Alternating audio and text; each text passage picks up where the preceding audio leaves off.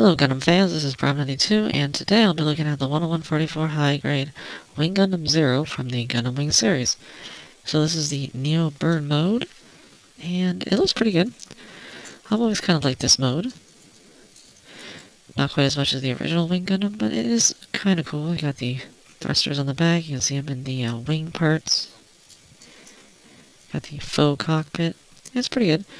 You do have a place to put an action base here, which, well, this is one thing I don't like about it. The Wing Gundam, there is a separate piece to cover that. Here it's just a hole. They didn't really try to hide it. It's kind of weird. And transformation, well, you gotta take off this. Just pulls into the back, much like the Wing Gundam. This is a little annoying. It's actually, you have the parts form the feet, which...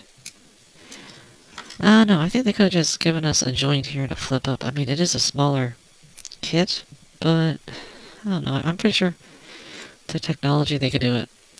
And you also have to pull up the thrusters, because they are going to go onto the Gundam feet.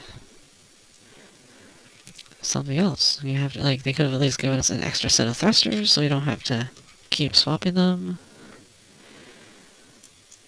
But, oh well. What you gonna do? And so we just have to plug these into the polycaps right there. Close up the leg. Same thing over here. And then straighten out the knees.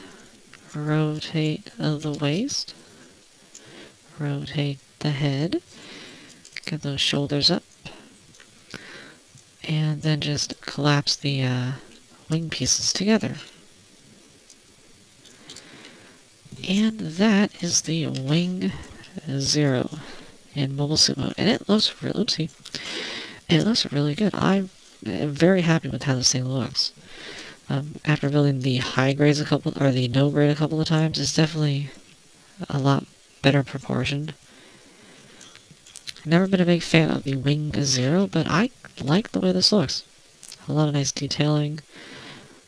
The one thing about the construction, and this has to do with their new way of using polycaps, they only have that one sheet of polycaps. They're all the same for all the suits, which means if it needs more, it's plastic, just like in here. This joint here is a plastic piece going onto plastic, and it doesn't hold that well. It comes off a little too easily when you start to move it, and I think if that had been a polycap, it would stay better. Maybe. I just think it probably would. So that is a limitation of the way they design them now. Also, when you're putting the arm together, they tell you to actually put the arm joint, this gray piece, in the polycap before you put it in the torso, because that tends to happen. It's sunk into the body. It's kind of weird. I don't think I've ever had that happen before. But at least they do address it and tell you, put it in first. And yeah, just a nice looking kit. You got some stickers. You got the forehead camera, the one of the V-fin, the eyes, on the back of the head tucked in there. The one underneath the clear jewel, and the green on the chest. And then the yellow on the wings. So mostly the sensors. So it's pretty good. A very good looking high grade. The head goes up and down, forward and back, rotates. Arms go forward, rotate. Arms go that far out, rotate below the shoulder. Double jointed elbow, ball jointed wrist. There is a ball joint in the stomach, but the thing is, it's so limited that because it's very close together, you really can't do anything with it. And you got the ball jointed waist, which is only that high, so you really can't utilize the ball joint, just swivel. Ball jointed front skirts you can separate, hinge side skirts.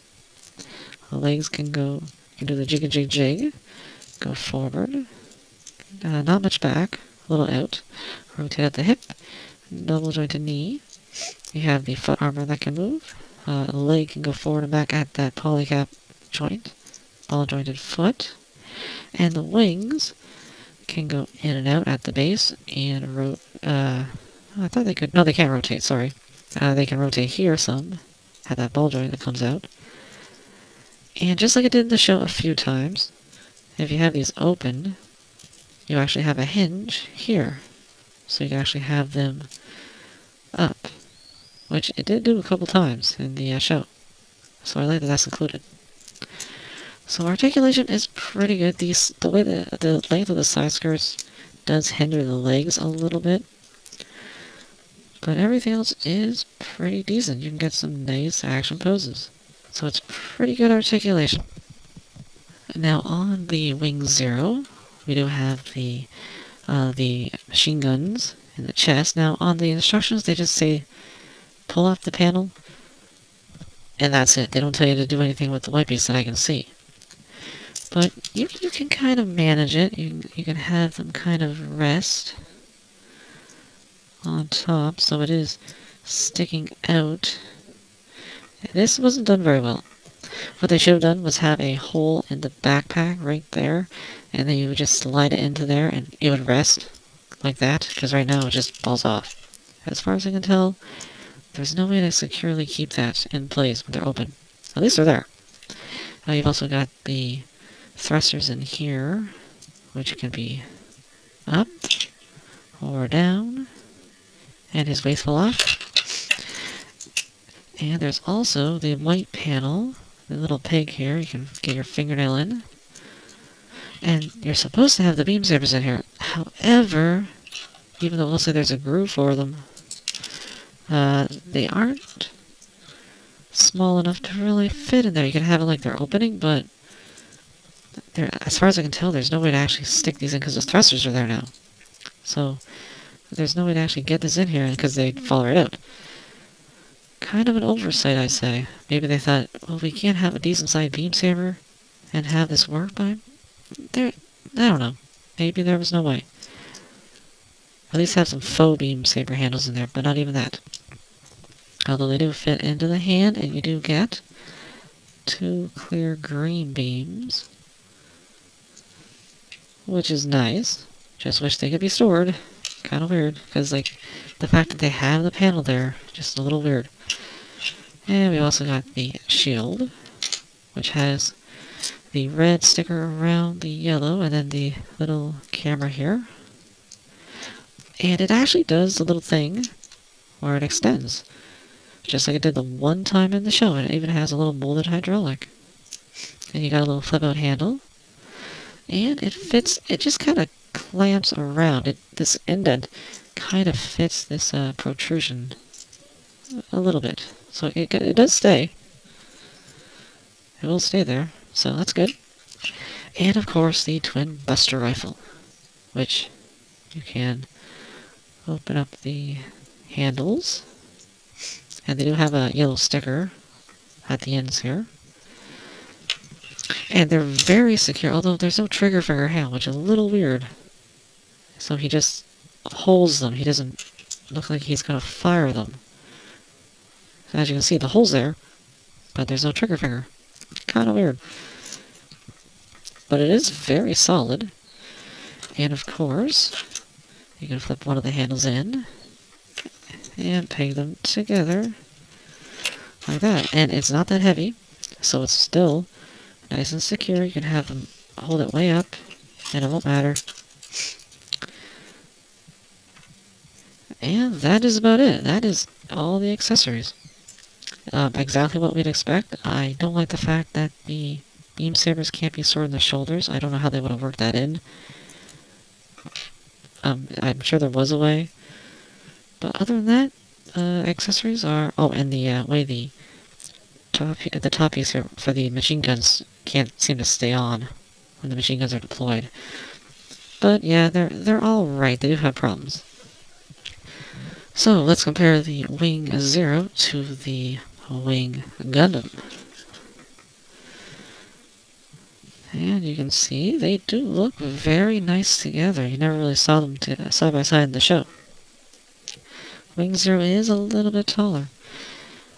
And how about we get the Fenice in here? And because I can, the full body Fenice, which is a little more reminiscent of the Wing Zero. Kind of.